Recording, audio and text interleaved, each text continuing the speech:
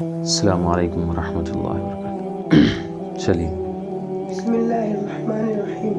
मसला, जो कोई शरीयत से मुसाफिर हो, वह ज़ोहर और असर और इशा की फ़र्ज़ नमाज दो रकातें पढ़े। और सुन्नतों का यह हुक्म है कि अगर जल्दी हो तो फजर की सुन्नतों के सिवा और सुन्नतें छोड़ देना दुरुस्त है। उस छोड़ देने से कुछ गुनाह ना होगा। और अगर कुछ जल्दी ना हो, अपने साथियों से रह जाने का डर ना हो तो ना छोड़े और सुन्नतें सफ़र में पूरी पढ़े, उनमें कमी नहीं है। बिस्मिल्लाहिर्रहमानिर्रहीम।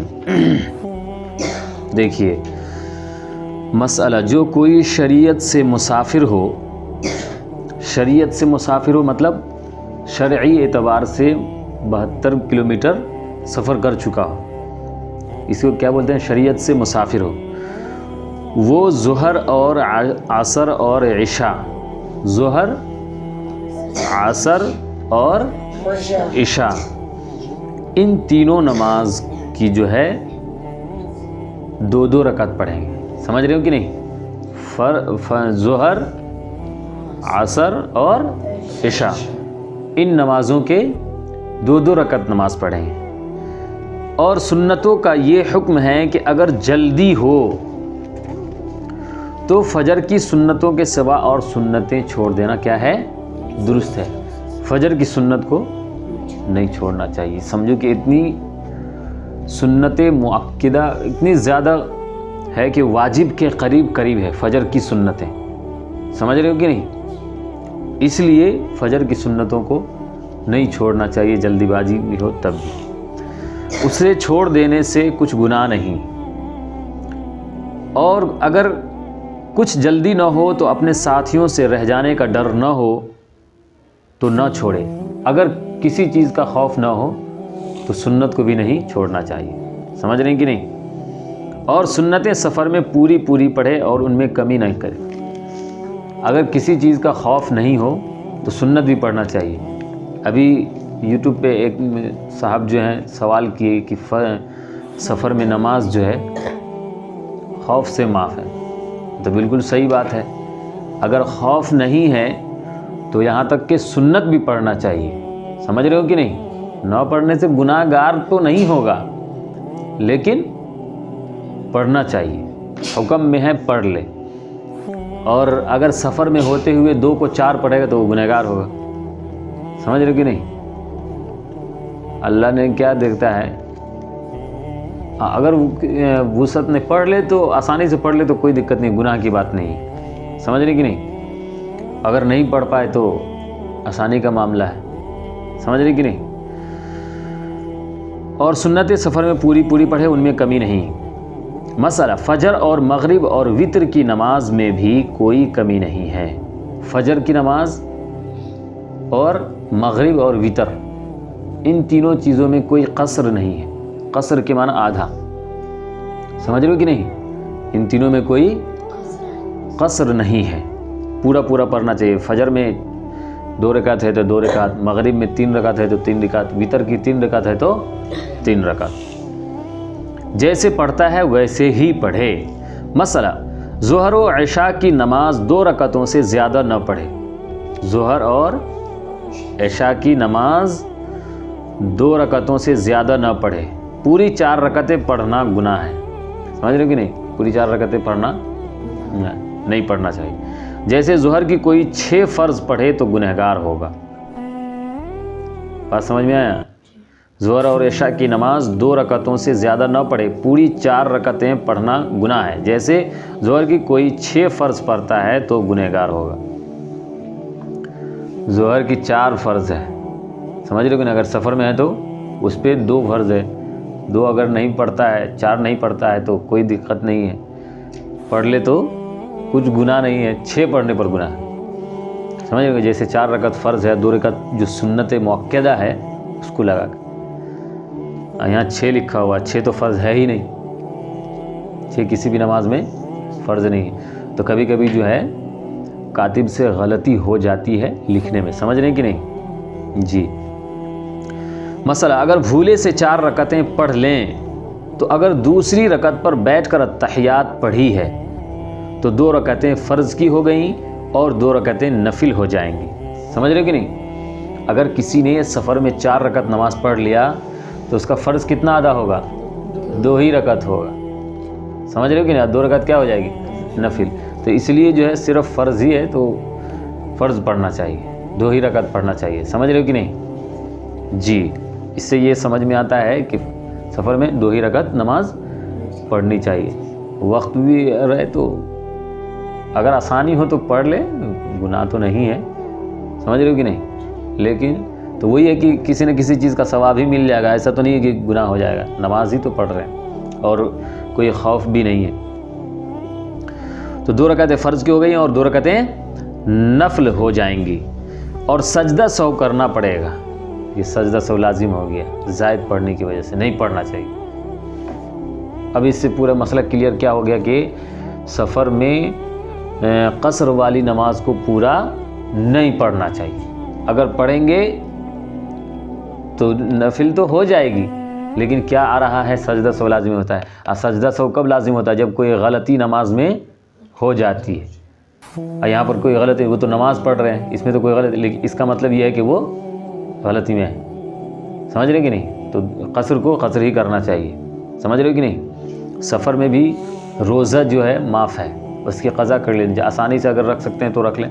लेकिन मैंने अल्हम्दुलिल्लाह कहीं भी सफ़र किया, एक दिल है कि मानता नहीं है कि मैं रमज़ान के दिनों में रोज़ा ना रखूँ, चाहे कहीं भी सफ़र किया। एक मरतबा जो है अक्कल कुआं से तरावी सुनाने के लिए आंध्र प्रदेश जाना था और वहीं से मुसलसल 3.5 दिन तक गाड़ी में बैठना। वहाँ से चले थे मुंबई से और डायरेक्ट कहाँ गए? कोलकाता गए और वहाँ से गाड़ी चेंज करके आंध्र प्रदेश के लिए, बेंगलोर के करीब है, तो वहाँ के लिए गया। तो उस सफ़र में भी मैंने रोज़ा को नहीं तोड़ा। जब वहाँ से 10-12 दिन की तरावी सुना करके मैं लौट रहा, वहाँ दिल नहीं लग रहा था। वजह ये थी कि वहाँ दूसरा तेलुगु भाषा बोला जाता था और कोई बात करने वाला होता नहीं था, तो इसलिए जो है नहीं दिल लग रहा था। तो मैं 10-12 दिन के अंदर में तरावी सुना करके मैं आने का इरादा किया। तो उन लोगों ने कहा कि नहीं, रुक जाइए, ईद की नमाज़ पढ़ा लीजिएगा, उसके बाद जो है कपड़े वपड़े पैसे वगैरह दे के आपको रवाना कर दें। लेकिन मैंने कहा कि नहीं, मुझे माँ बाप के साथ ईद करना है और मुझे जाना है। आप मेरे लिए पैसा बड़ा नहीं है, मेरे लिए माँ बाप मुझे सबसे ज़्यादा अहम है, बड़ा है। और उसके बाद मुझे जो है दारुल के लिए भी निकलना है। तो मैं 12 दिन के अंदर ही निकल गया, 12 रमज़ान को ही। तो वहीं से 3-4 बजे ज़ोहर की नमाज़ के बाद निकले थे, तो इफ्तारी का सामान वहीं से बना के रख दिया और सहरी का भी। मुझसे पूछा कि सफ़र में जा रहे रोज़ा भी रखेंगे? हम कह हाँ हम रखेंगे, हम तो कभी नहीं छोड़ते हैं। 10 या 12 साल की उम्र से अल्हम्दुलिल्लाह रमज़ान के एक भी रोज़े क़ज़ा नहीं हुए। समझ रहे कि नहीं? रमज़ान के एक भी रोज़ा क़ज़ा नहीं हुआ है, चाहे सफ़र में हूँ चाहे कहीं भी हूँ। मैं आदत है, दिल नहीं मानता है कि रमज़ान के टाइम में मैं रोज़ा ना रहूँ। एक मरतबा तो हाँ, जब वहाँ से वापस लौट रहे तो कोलकाता तक पहुँच गए। उसके बाद दूसरा दिन जो है सहरी में ट्रेन में खाया पिया नहीं गया। तो कोलकाता से ट्रेन थी पटना के लिए। तो वहाँ से जब मैं पटना आया तो सुबह से शाम हो जाता है।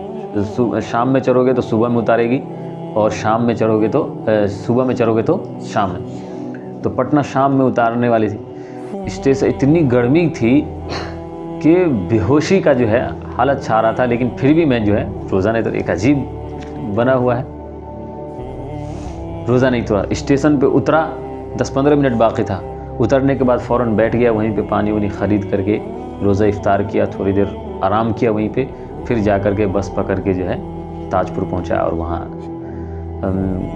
जो है रुका। तो दिल नहीं मानता है, लेकिन इसमें दिल को मानने उमनने की बात नहीं है।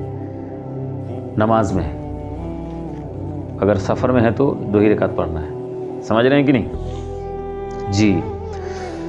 देखिए मसला, अगर भूले से 4 रकात पढ़ लें तो अगर दूसरी रकात पर बैठकर अत्तहियात पढ़ी है तो 2 रकातें फ़र्ज़ की हो गई। 2 रकात पर अत्तहियात तो पढ़ेगा ही, ये तो वाजिब है, अगर छूटा तो जानबूझ के छोड़ नमाज ही नहीं होगी। फ़र्ज़ की हो गई और 2 रकातें नफिल हो जाएंगे और सजदा सौ करना पड़ेगा, क्योंकि ताख़ीर हुई सलाम में। आपके ऊपर 2 रकात नमाज वाजिब थी और आपने 4 पढ़ लिया, समझ रहे कि नहीं? तो आपको 2 रकात पर सलाम फेरना था, लेकिन आपने ताख़ीर कर दिया 2 रकात और पढ़ के, इसलिए आप पर क्या हो गया था? सजदा सौ लाजिम हो गया। और अगर 2 रकात पर ना बैठा हो तो 4 रकातें नफिल हो गई।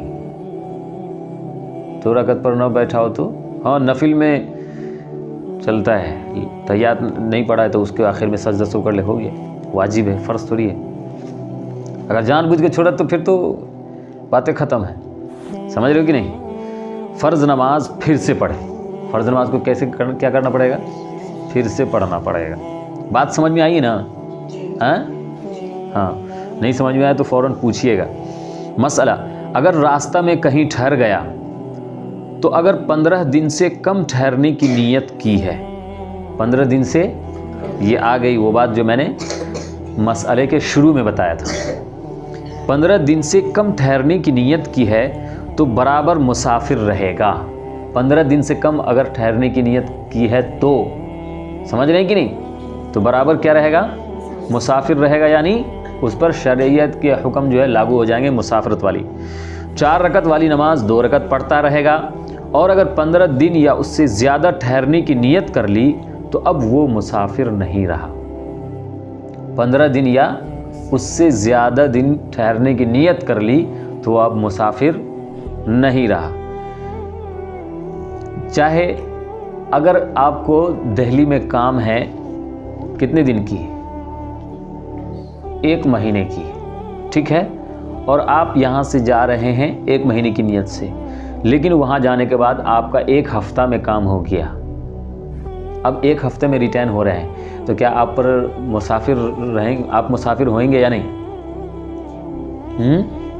नहीं होंगे। नीयत आपकी 15 दिन से ज़्यादा की थी, इसलिए आप मुसाफिर नहीं होंगे, चाहे आप पहले लौट जाएं। और अगर आपने 7 दिन का इरादा करके गया, ठीक है, लेकिन किसी मजबूरी के बिना पर 7 दिन में काम नहीं हो, फिर वक्त बढ़ गया, समझ रहे कि नहीं? अब जो है 7 दिन के बाद से 15 दिन जोड़ा जाएगा। अगर उस वक्त से अगर 15 दिन से कम है, फिर भी मुसाफिर रहेंगे। जैसे 1 हफ्ते की, फिर उसके बाद 1 हफ्ता और लगेगा, 1 हफ्ता में कन्फर्म, फिर 1 हफ्ता, ऐसे करके 21 दिन, 1 महीना भी हो जाएगा, फिर भी आपकी मुसाफरत ख़त्म नहीं होगी, चाहे 15 दिन से ज़ायद क्यों ना हो जाए।